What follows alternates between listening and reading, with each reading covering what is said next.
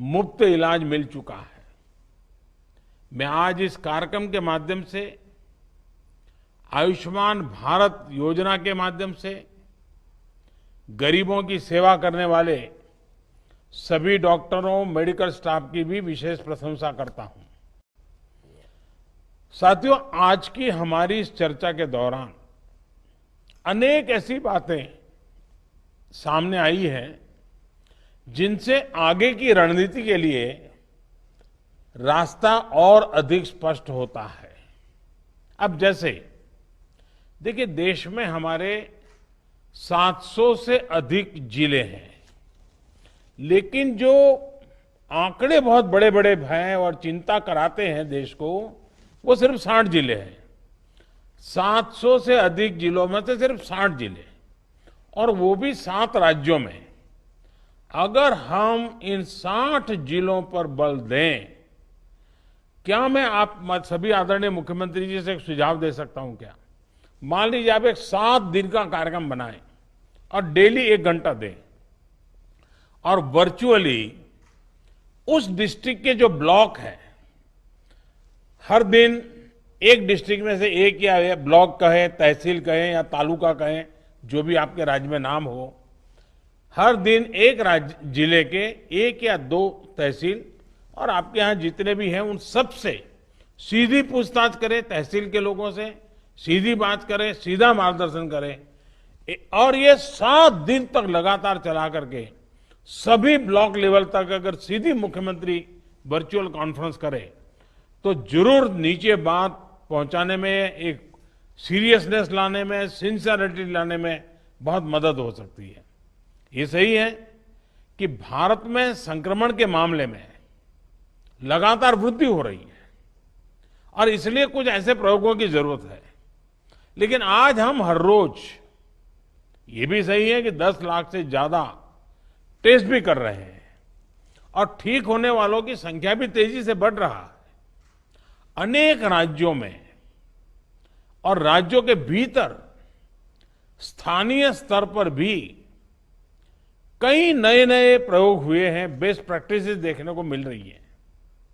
हमें इन अनुभवों को ज्यादा से ज्यादा सीखना होगा, उन अनुभवों को प्रोत्साहित करना होगा और ऐसे सुखद अनुभवों का लाभ लेना होगा।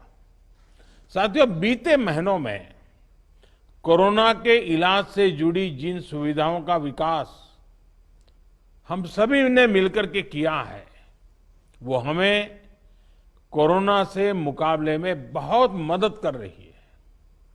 अब हमें एक तरफ जहां कोरोना से जुड़े इंफ्रास्ट्रक्चर को तो मजबूत करना ही है, जो हमारे हेल्थ से जुड़ा, ट्रैकिंग और ट्रेसिंग से जुड़ा नेटवर्क है, उनकी बेहतर ट्रेनिंग भी सुनिश्चित करनी है। आज ही कोरोना स्पेसिफिक इंफ्रास्ट्रक्चर के लिए state disaster response fund SDRF, उसके इस्तेमाल पर भी एक अहम फैसला लिया गया है।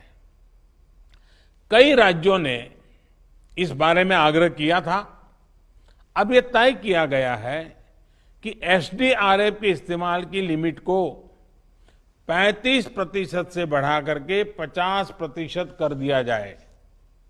इस फैसले से राज्यों को कोरोना से मुकाबले के लिए और ज्यादा राशि उपलब्ध हो सकेगी। एक और महत्वपूर्ण बात मैं आपसे करना चाहता हूं। प्रारंभिक काल में हमने जो लॉकडाउन किए, उसका बहुत लाभ मिला है, दुनिया में भी उसको सराहा गया है। लेकिन अब हमें माइक्रो कंटेनमेंट जोन पर ही बल देना चाहिए, जिससे कोरोना का प्रसार रोकने में मदद मिलेगी और बाकी जनजीवन और गतिविधियां भी सामान्य तौर पर चलेगी। जो 1-2 दिन के लोकल लॉकडाउन होते हैं, वो कोरोना से रोकने में कितना प्रभावी है, हर राज्य को अपने स्तर पर इसका अवलोकन करना चाहिए। कहीं ऐसा तो नहीं है कि इस वजह से आपके राज्य में आर्थिक गतिविधियां शुरू होने में दिक्कत हो रही है। मेरा आग्रह है कि सभी राज्य इस बारे में गंभीरता से सोचे। साथियों, प्रभावी टेस्टिंग, ट्रेसिंग, ट्रीटमेंट, सर्विलांस और स्पष्ट मैसेजिंग, इसी पर हमें अपना फोकस और बढ़ाना होगा। प्रभावी मैसेजिंग इसलिए भी जरूरी है क्योंकि ज्यादातर संक्रमण बिना लक्षण का है। ऐसे में अफवाहें उड़ने लगती हैं। सामान्य जन के मन में ये संदेह उठने लगता है कि कहीं टेस्टिंग तो खराब नहीं है।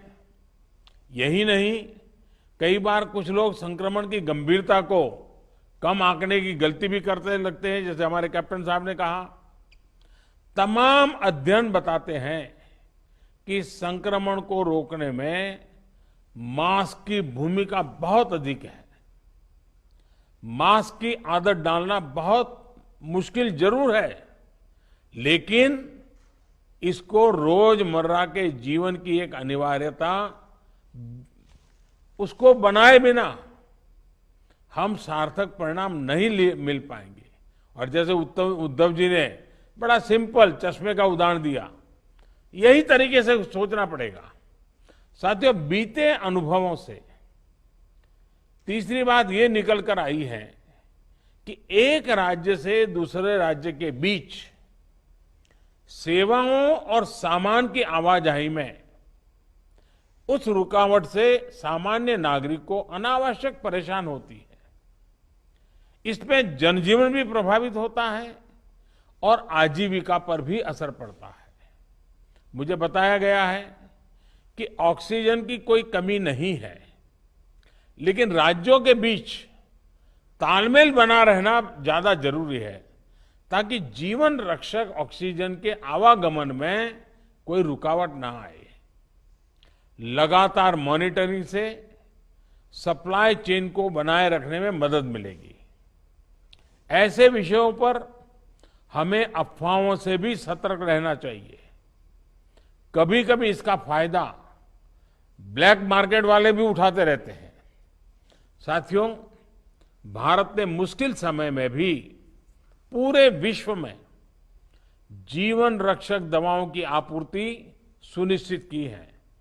ऐसे में एक राज्य से दूसरे राज्य के बीच दवाइयां आसानी से पहुंचे, ये हमें सबने मिलकर के ही देखना होगा। साथियों, संयम, संवेदना, संवाद और सहयोग की जो प्रतिबद्धता इस कोरोना काल में देश ने दिखाई है, उसको हमें और आगे जारी रखना है। संक्रमण के विरुद्ध लड़ाई के साथ साथ अब आर्थिक मोर्चे पर भी हमें पूरी ताकत से आगे बढ़ना है। हमारे साझा प्रयास जरूर सफल होंगे और इसी कामना के साथ आज आपने विस्तार से जो बातें बताई हैं, उसमें कुछ करणीय बातें हैं जो भारत सरकार की टीम भी यहाँ सारे विषयों को नोट कर रही है। उसमें जो आवश्यक है उनको जितना त्वरा से लागू किया जा सके करने का प्रयास होगा। मैं फिर एक बार आप सबने समय निकाला, बहुत ही उपयोगी सुझाव दिए और आप में जो संकल्प शक्ति दिखाई है कि हम इस परिस्थिति को अपने राज्य में और इन 60 जिलों में बहुत तेजी से हम परिस्थिति को पलटेंगे। मैं आपको बहुत बहुत शुभकामनाएं देता हूं। बहुत बहुत धन्यवाद।